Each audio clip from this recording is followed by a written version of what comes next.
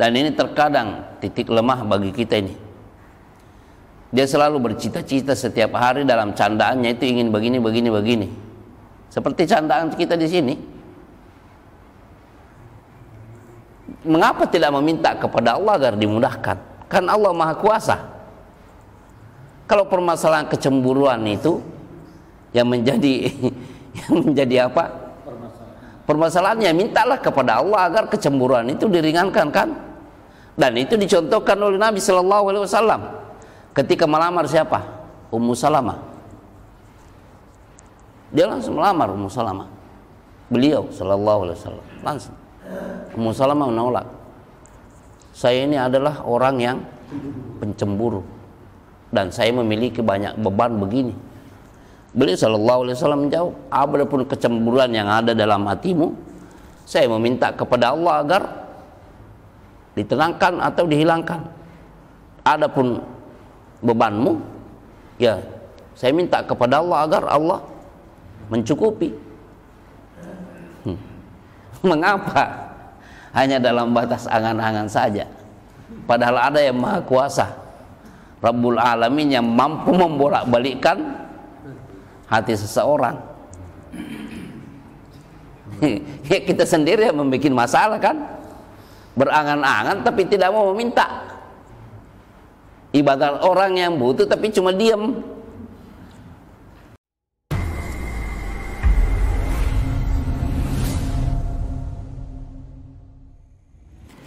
Assalamualaikum warahmatullahi wabarakatuh. Innal hamdalillah nahmaduhu wa nasta'inuhu wa nastaghfiruh wa na'udzu billahi min shururi anfusina wa sayyiati a'malina. May yahdihillahu fala mudhillalah wa may yudlilhu fala hadiyalah. Wa asyhadu an la ilaha illallah wahdahu la syarikalah wa asyhadu anna Muhammadan abduhu wa rasuluh, amma ba'd.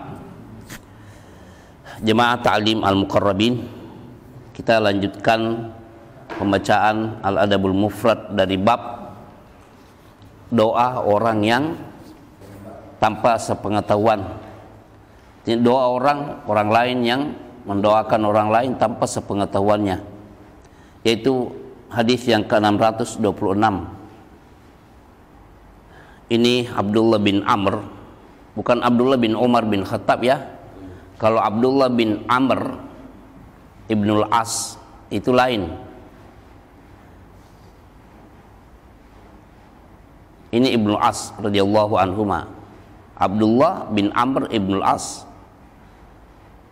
Beliau katakan, ada seseorang laki-laki, dalam keterangan Syekh Muhammad Luqman, dia adalah orang Badui, Arab Badui, pedalaman, Pak, ya, yang tinggal di Badia, tinggal di di lereng yang jauh dari keramaian. Nah, biasanya orang-orang begini bahasanya ceplas-ceplos dan fasih. Makanya dalam pengambilan keaslian bahasa Arab itu diambil dari mereka, bahasa baku dari mereka. Dia katakan, Allahumma ghfirli wa li Muhammadin wahdana. Ya Allah, ampunilah kami dan ampunilah aku dan Muhammad, maksudnya Rasulullah. Wahdana saja. Artinya ya cuma kami berdoa, walaupun orang lain tidak. Tetapi sebenarnya kalau mau diartikan tanpa orang lain, dari mana? Yaitu kata wahdana. Kalau kita mengucapkan la ilaha illallah wahdahu, la ilaha, tidak ada yang hak diibadahi, illallah, kecuali Allah, wahdahu, hanya dia saja, Maha Esa, maksudnya yang lain itu tidak berhak. Nah, ini menunjukkan pengkhususan dan pembatasan. Faqala Nabi sallallahu alaihi wasallam, maka Nabi sallallahu alaihi wasallam bersabda, laqad hajabtaha sungguh benar-benar engkau menghalanginya, menghalangi doa maksudnya, an-nasin kathir, dari banyak manusia. Ketika Nabi SAW menanggapi dengan sabda beliau, laqad hajabtaha, benar-benar kamu itu sudah membatasi doa. Ya termasuk disebut rahmat Allah kan, an-nasin kathir, dari banyak manusia. Nah, hal-hal yang seperti ini apakah dianggap suatu kekeliruan dengan sabda beliau, laqad hajabtaha an-nasin kathir, kau membatasi rahmat Allah terhadap banyak manusia, cuma diri kamu dan Rasulullah engkau mintakan. Apakah ini dianggap suatu? Tapi kan tidak ada juga seperti yang didoakan tadi, wala tuzawwij ahdan ghairana, jangan engkau menikahkan seseorang selain kami berdua. Kan di sini tidak ada kan? Dia hanya mengatakan Allahumma ghfirli wa li Muhammadin wahdana. Ya Allah, ampuni aku dan Muhammad. Wahdana saja. Ya, sebenarnya isyarat ini merupakan pengingkaran secara halus bahwa berdoa itu jangan hanya maksudnya hendaknya banyak orang yang kau doakan.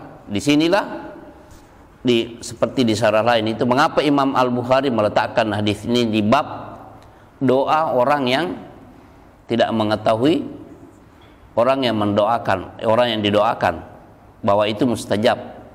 Maksudnya kaitannya dengan judul bab, intinya doa itu untuk banyak orang. Nah, Anda sering menyampaikan kepada antum di sini hadis yang disahihkan oleh Syekh Al-Albani rahimahullah, di mana lafaznya bahwa Nabi SAW bersabda, man istaghfara lil muslimina wal muslimat kataballahu lahu min kulli mu'minin wa mu'minatin hasanatan. Barang siapa yang memohonkan ampunan untuk kaum muslimin dan muslimat, maka Allah mencatatkan pahala baginya dari setiap mukmin dan mukminah. Ya, karena pada dasarnya doa itu untuk orang banyak. Makanya mengapa lafaz-lafaz itu selalu dengan dhamir jamaah, seperti nahnu kan, Rabbana atina fid dunya hasanah. Kan? Apa arti Rabbana? Ya Rabb kami kan, bukan ya Rabbi. Memang ada juga ya Rabbi. Rabbi zidni ilman warzuqni fahman. Tapi itu dalam konteks lagi sendirian kan?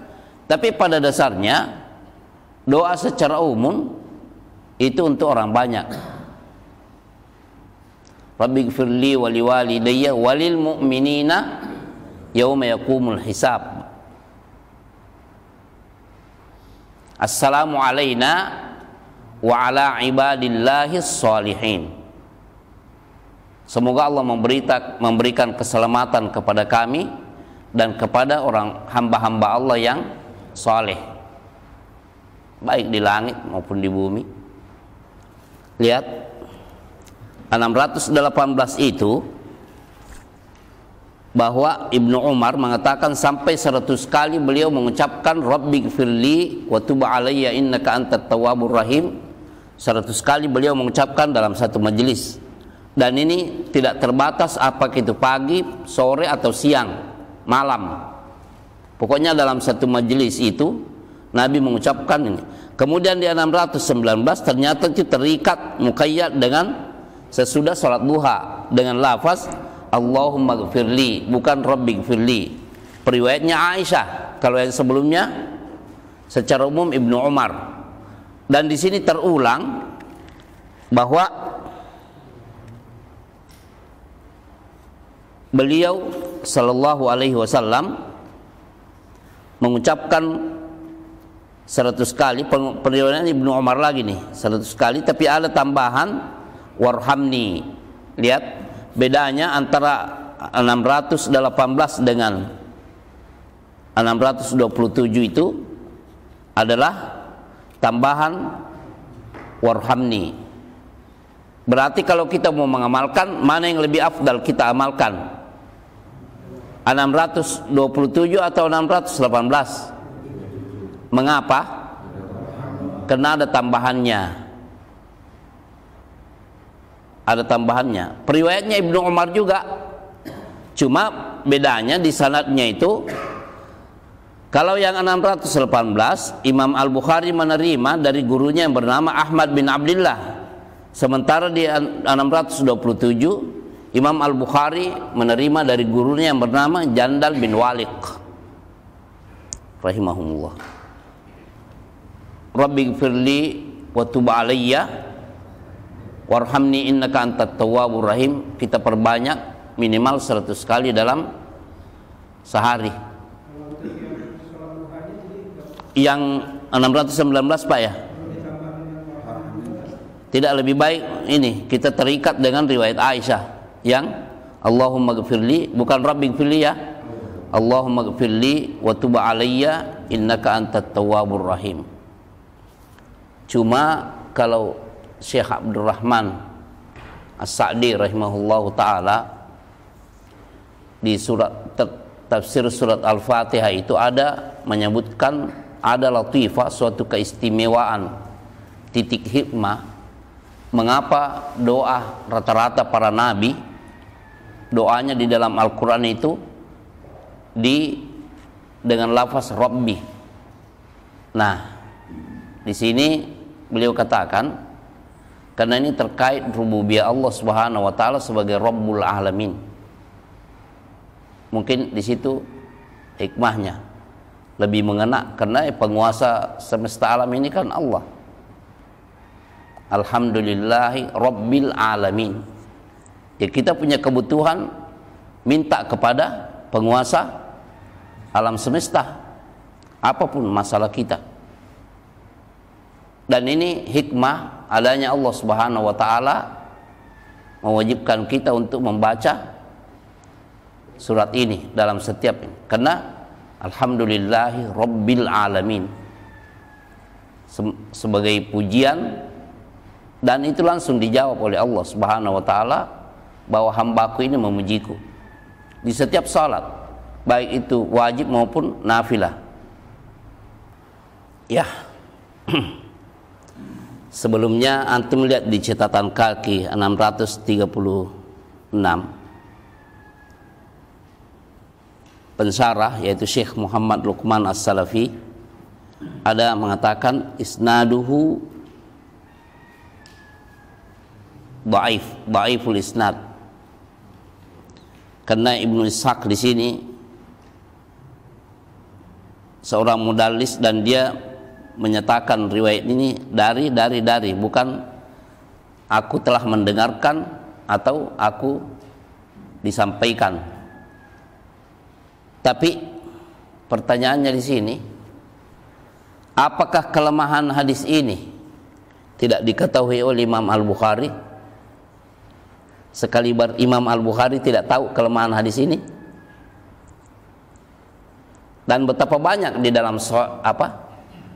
di dalam Al-Adabul Mufrad itu hadis yang lemah. Antum lihat dari awal kan selalu ada ini.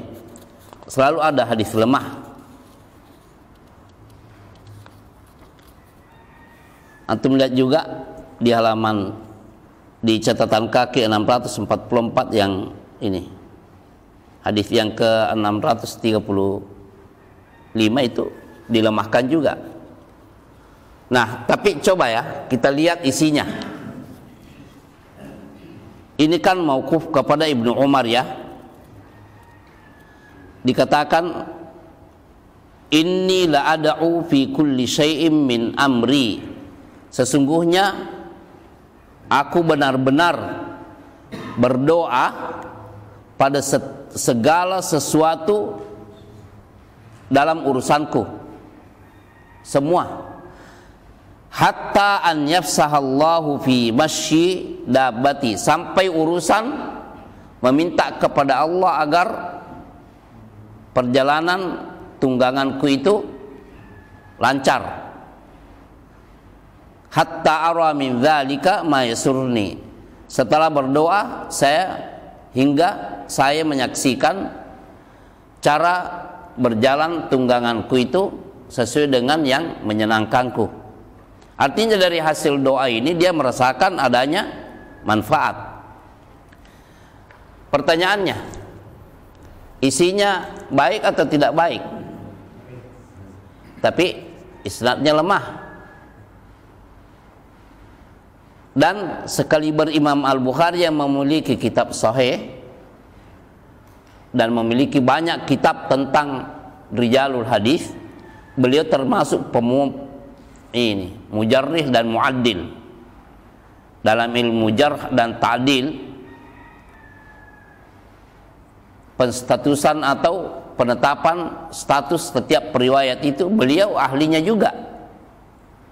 Nah, terus mengapa beliau memuat hadis-hadis seperti ini di dalam, termasuk dalam kitab akidah? Beliau memiliki kitab ya, judulnya itu Khalqu Af'alil Ibad. Setelah ditahqiq oleh seseorang yang bernama Dr. Badr Al-Badr, itu ternyata banyak juga yang lemah isnadnya, padahal bukunya buku akidah.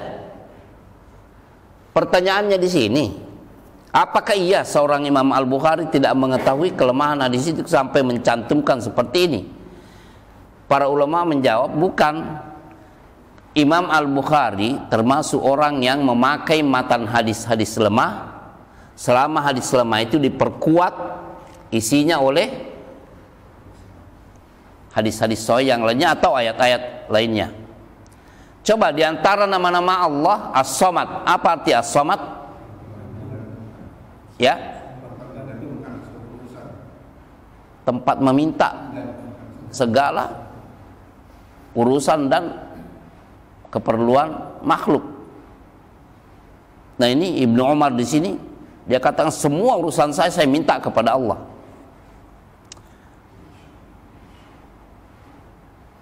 Dan ini terkadang titik lemah bagi kita ini. Dia selalu bercita-cita setiap hari dalam candaannya itu ingin begini. Seperti candaan kita di sini. Mengapa tidak meminta kepada Allah agar dimudahkan? Kan Allah Maha Kuasa. Kalau permasalahan kecemburuan itu yang menjadi apa? Permasalahannya mintalah kepada Allah agar kecemburuan itu diringankan, kan? Dan itu dicontohkan oleh Nabi Shallallahu Alaihi Wasallam ketika melamar siapa? Ummu Salamah. Dia langsung melamar Ummu Salamah. Beliau Shallallahu Alaihi Wasallam langsung. Ummu Salamah menolak. Saya ini adalah orang yang pencemburu dan saya memiliki banyak beban begini. Beliau Shallallahu Alaihi Wasallam menjawab, apapun kecemburuan yang ada dalam hatimu, saya meminta kepada Allah agar ditenangkan atau dihilangkan. Adapun bebanmu, ya saya minta kepada Allah agar Allah mencukupi. Mengapa hanya dalam batas angan-angan saja? Padahal ada yang Maha Kuasa, Rabbul Alamin, yang mampu membolak-balikkan hati seseorang. Ya, kita sendiri yang membuat masalah, kan? Berangan-angan tapi tidak mau meminta. Ibarat orang yang butuh tapi cuma diam. Masalah ini juga saya ingin bicara sedikit di sini ya, bahwa yang disebutkan dalam sejumlah kitab mustalahul hadis itu, urusan mensahihkan dan melemahkan hadis itu selain di Sahih Bukhari dan Sahih Muslim, dalam hal ini sebut saja ya, Sunan Abi Dawud, At-Tirmidzi, Ibnu Majah, An-Nasai, Musnad Imam Ahmad, begitu juga Mu'jam At-Tabrani Al-Kabir, Al-Awsat dan As-Saghir, Sunan Ad-Daraqutni, Sunan Al-Kubra lil Baihaqi, Sunan Said bin Mansur, dan masih banyak, Sunan Ad-Darimi, masih banyak yang lainnya, kitab-kitab, masih ratusan. Bahkan masih banyak manuskrip yang belum ditahqiq dalam tulisan ini. Masih manuskrip, masih tulisan tangan dari sejumlah lembaran-lembaran lama. Mensahihkan dan melemahkan hadis di kitab-kitab ini selain Bukhari dan Muslim, Al-Bukhari dan Muslim itu, Sahih Bukhari dan Sahih Muslim, menurut mereka adalah amrun ijtihadi. Kaitannya masalah ini saya sebut karena setelah muncul press release dari para asatidah hafidhahumullah di Dewan Fatwa Perhimpunan Al-Irsyad yang menukil atau saya sebut saja menerjemahkan hasil tulisan sejumlah penulis di Mesir dan di Saudi tentang adanya titik kelemahan dalam hadis tentang keistimewaan membaca surat Al-Kahfi pada malam Jumat atau hari Jumat. Ana ingin mengatakan, saya bicara karena fenomena ya, banyaknya pertanyaan yang ditulis sampai kepada saya, sampai di satu grup itu, semua orang yang terbiasa mengamalkan surat Al-Kahfi pada hari Jumat disuruh bertaubat. Ya kalau orang disuruh bertaubat berarti ini kan dosa dong. Ya, dianggap dosa mengamalkan hadis-hadis tersebut. Cuma ana ingin katakan bahwa ini masalah ijtihad yang sudah lama sebenarnya. Ana sendiri itu sudah lama mendengarnya bahwa Syekh Abu Ishaq Al-Huwaini di Mesir itu sudah lama memiliki kesimpulan seperti itu. Dan ada selain beliau di Riyadh di Saudi itu yang punya tulisan lebih ilmiah daripada itu, yang menyimpulkan bahwa riwayat yang lebih kuat dan lebih otentik itu adalah tanpa yaumil Jum'ah atau Lailatul Jum'ah. Artinya mutlak tanpa membaca Al-Kahfi, tanpa pembatasan hari Jumat. Oke. Tapi kan bukan cuma satu ulama. Ada ulama lain yang punya keahlian juga sekaliber mereka, atau saya katakan yang diakui sebagai muhaddits, sebagai ahli hadis di zaman modern ini. Di antaranya Syekh Muhammad Nasiruddin Al-Albani rahimahullah, itu berpanjang lebar di dalam tiga kitab beliau. Pertama, Irwaul Galil, beliau bahas adanya titik kelemahan ini, lalu dia simpulkan ini masih bisa diterima, penguatnya menjadi derajat hasan. Begitu juga di kitab Silsilah Hadis-Hadis Sahih, beliau juga membahas masalah ini, dan juga menyinggung sedikit di kitab Tamamul Minnah fit Ta'liq ala Fiqh Sunnah. Adapun di kitab-kitab ringkas seperti Sahih Targhib wa Targhib, begitu juga kitab-kitab yang lainnya, Sahihul Jami', beliau malah mensahihkan bukan menghasankan. Jadi ingin mengatakan seperti ini, hal-hal yang seperti ini idealnya kita sikapi dengan sikap dewasa, bahwa ulama memang berbeda-beda di dalam masalah ijtihadiyah, termasuk menghukumi hadis berdasarkan kekuatan yang Allah berikan kepada mereka. Tapi kita tidak bisa memberondong secara telak seperti itu, bahwa selama ini yang membaca surat Al-Kahfi pada hari Jumat atau malam Jumat itu disuruh bertaubat, dan disampaikan kepada mereka ayat-ayat tentang harus wa ati'ullaha wa rasulahu, kemudian as-sam'u wa ta'ah, dengarkan dan taati. Ya seakan-akan pengumuman Dewan Fatwa Perhimpunan Al-Irsyad itu harus dipegangi oleh semua orang. Dalam kesimpulan ini bahwa tidak disyariatkan membaca surat Al-Kahfi pada hari Jumat. Syekh Abdul Aziz bin Baz rahimahullah juga termasuk ulama yang memilih mengamalkannya. mengatakan silahkan, walaupun ada titik lemahnya. Itu menurut Ibnu Hajar al-Asqalani di dalam kitab Takhrijul Adhkar juga. Imam An-Nawawi menulis kitab Al-Adhkar, lalu ditakhrij oleh Al-Hafidh Ibnu Hajar al-Asqalani. Antum perlu ketahui, orang inilah yang menulis kitab Fathul Bari, Bulughul Maram, begitu juga Kutubur Rijal. Ahli pada zaman kita ini, bukan pada zaman sebelumnya. Artinya Syekh Al-Albani dan ulama yang lainnya itu banyak menukil dari Ibnu Hajar al-Asqalani dalam menetapkan status periwayat. Ini periwayatnya sika atau lemah.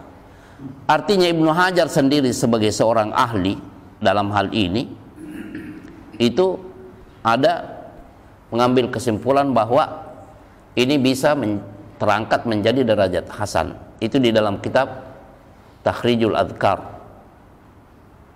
Masih banyak ulama lain. Saya lihat juga Ibnu Taimiyah demikian juga, tetap membolehkan walaupun menyebut bahwa ada titik kelemahan. Ibnu Qayyim, Ibnu Taimiyah juga demikian. Saya ingin sampaikan kepada antum, tolong diredam adanya gejolak, khususnya ibu-ibu nih ya. Saya sudah dari kemarin tuh, sudah beberapa hari lalu, sejak munculnya dipiralkannya press release itu dengan videonya, disebutkan menjawab Muhammad. Tapi di sebagian majelis taklim saya sudah sampaikan bahwa itu masalah ijtihad sudah lama. Artinya sebelum Dewan Fatwa Perhimpunan Al-Irsyad mengumumkan itu sudah lama muncul hasil tulisan itu bahwa ada titik lemahnya. Jangan itu, banyak hadis-hadis tentang fadilah surat Al-Ikhlas. Syekh Al-Albani mensahihkan hadis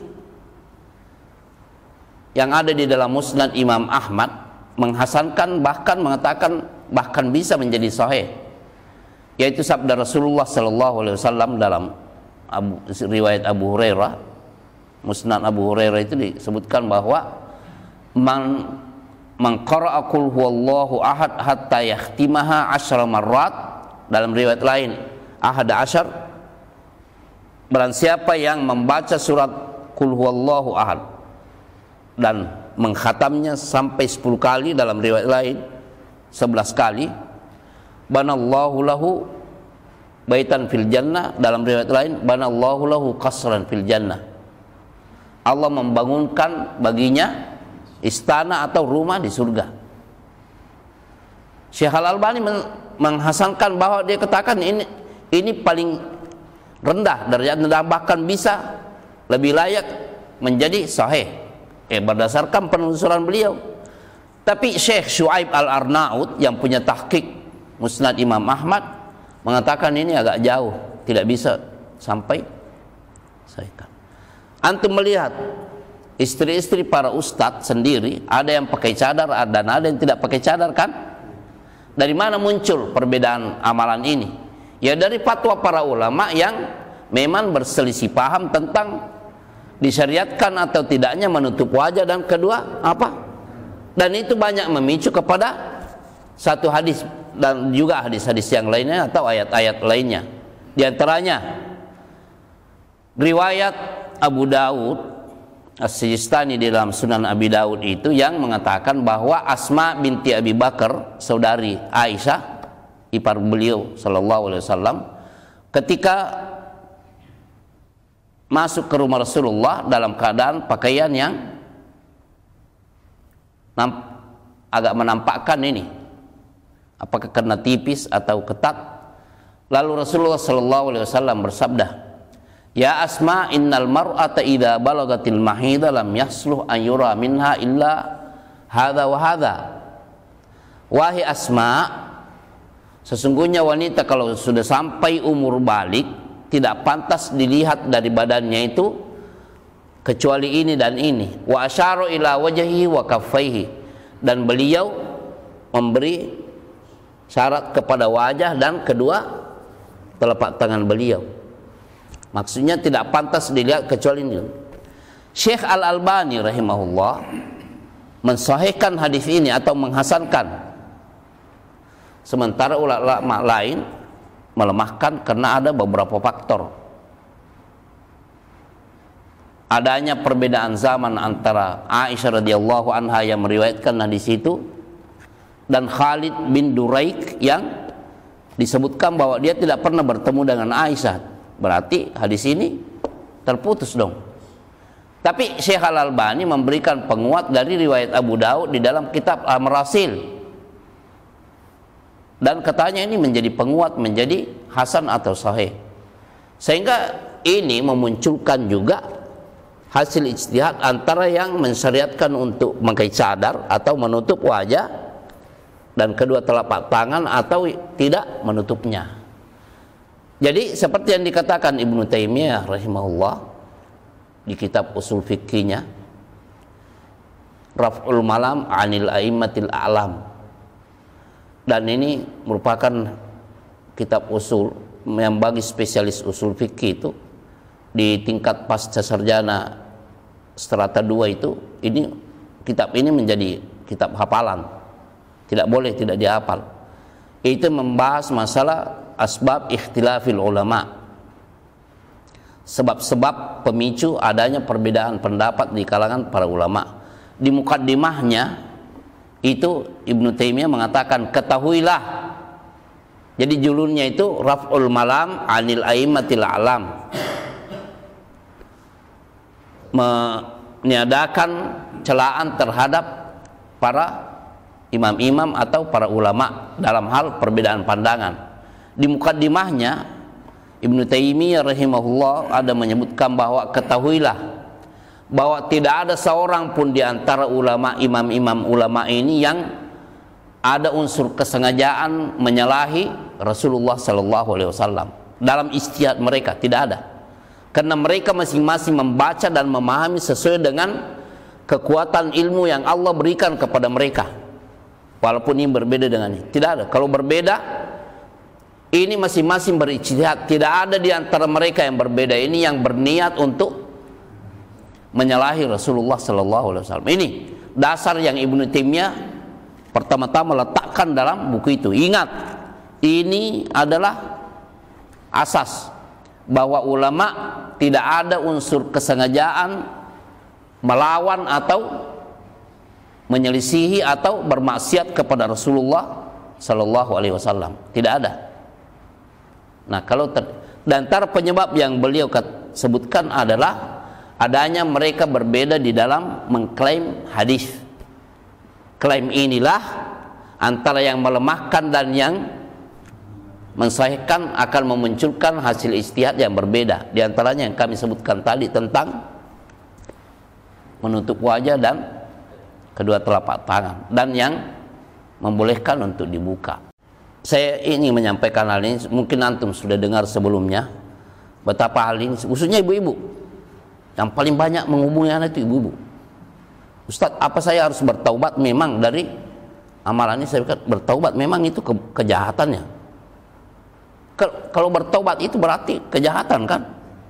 Saya harus bertaubat dari ini karena selama ini sudah puluhan tahun saya mengamalkan surat Al-Kahfi, sampai katanya saya hafal surat Al-Kahfi dari bacaan setiap hari Jumat itu.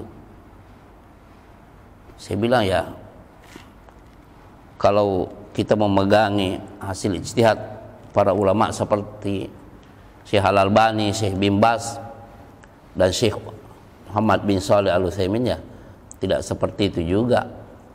Ya, saya yakin juga para asatidzah hafizahumullah di Dewan Fatwa Al-Irsyad tidak ada mengatakan seperti itu. Tapi kan orang yang mendengarkan seperti itu kan sama ini. Kalau ada perbedaan awal Ramadan dan akhir Ramadan itu, mereka hanya mengatakan bahwa harus taat kepada ulil amri. Terus yang menyalahi dengan dalil juga dinilai sebagai pembangkang atau khawarij. Itu pemahaman siapa? Orang yang membacanya atau orang yang mendengar ceramah seperti itu? Banyak polemik ya jadinya. Ya, jadi tenangkan. Bagi yang meyakini atau yang memilih cuma kemampuannya memilih, saya lebih ini ke dengan Syekh Al-Albani, Syekh bin Baz dan Syekh Utsaimin dan ulama yang lainnya. Kalau mengatakan dulu, kalau begitu saya berpegang kepada apa yang diumumkan oleh Perhimpunan Fatwa Dewan Fatwa Perhimpunan Al-Irsyad, ya silahkan juga. Cuma ya jangan ada suara-suara mengatakan kamu harus bertaubat dari amalan itu. Wah, ini juga saya pikir bukan hal yang ini, bukan hal yang baik. Orang disuruh bertaubat. Kalau bertaubat secara umum dari semua dosa, iya, Nabi sendiri bertaubat setiap hari 100 kali kan. Tapi amalannya seperti ini, mau kamu harus bertaubat meninggalkan itu. Wah, saya pikir nggak segitu juga. Masalahnya sebagian ini yang mengomentari itu menambah bahwa hadis itu maudhu, palsu. Ada sampai kepada saya. Ini yang membuat kesimpulan. Padahal dalam pengumuman itu dan hasil tulisan itu juga tidak ada yang bahwa hadis ini maudhu, palsu, nggak ada. Yang ada hanya ada titik kelemahan. Begitu Pak. Ya, begitu. Perlu memang penataan keilmuan ini. Maunya itu setiap kajian itu ada rujukan yang sama-sama dibaca supaya tidak kemana-mana ini ya. Ya. Wa subhanakallahumma bihamdika asyhadu an la ilaha illa anta astaghfiruka wa atubu ilaik. Assalamualaikum warahmatullahi wabarakatuh.